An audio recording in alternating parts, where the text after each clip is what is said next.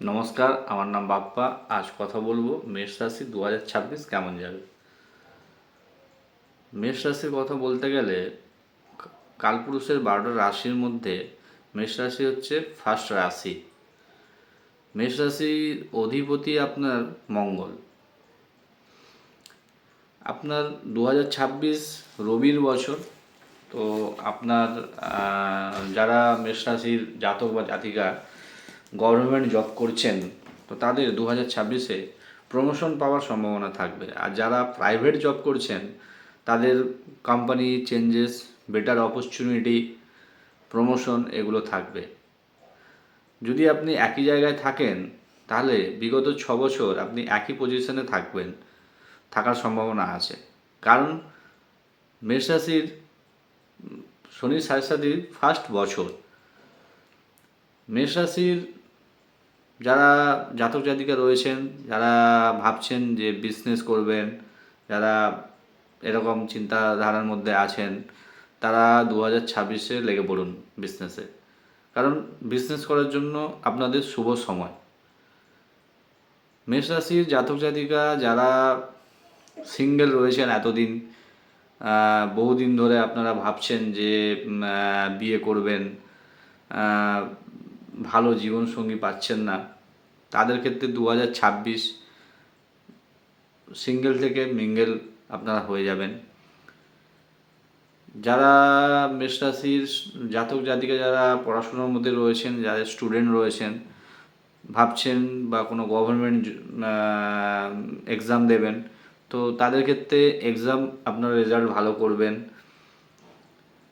মেষ রাশির জাতক জাতিকা আপনার জুন মাসের পর থেকে আপনাদের বিদেশ যাত্রা, লং ডিস্টেন্স ট্রাভেল সম্ভাবনা আপনাদের রয়েছে।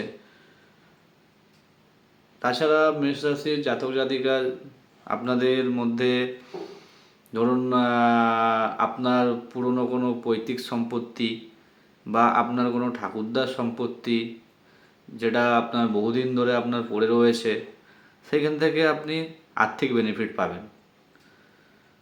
আপনার ফিনান্সিয়াল কন্ডিশন যেটা 2025-এর থেকে 2026 তুলনামূলক বেটার।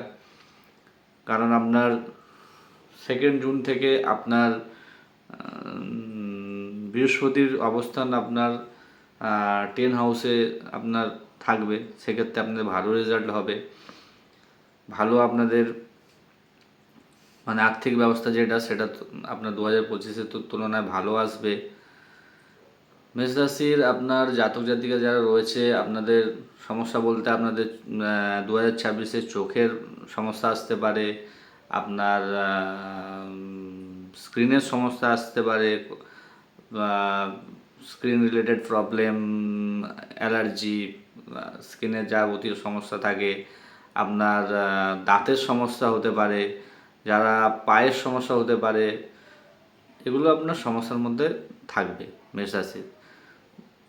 যেহেতু এর অধিপতি মঙ্গল, মঙ্গল আপনার অগ্নিতত্ত্বের মধ্যে রয়েছে। মেষ রাশি আপনার অগ্নিতত্ত্বের রাশি। আর আপনার রবি আপনার ফার্স্টেই বললাম যে 2026 রবির বছর, তো রবি অগ্নিতত্ত্বের মধ্যে পড়ে। তো এদের মঙ্গলের সাথে রবির সামঞ্জস্য ভালো থাকে। তুলনামূলক আপনারা 2025 থেকে আপনি ভালো রেজাল্ট পাবেন। যারা বহুদিন ধরে কোনো না কোনো কিছু কারণ নিয়ে মায়ের সাথে আপনার কোনো নিয়ে চিন্তা রয়েছে বা মা আপনাকে নিয়ে চিন্তা করে, যেটা 2026-এ সেটা থেকে আপনি সমস্যার সমাধান আপনি পেয়ে যাবেন।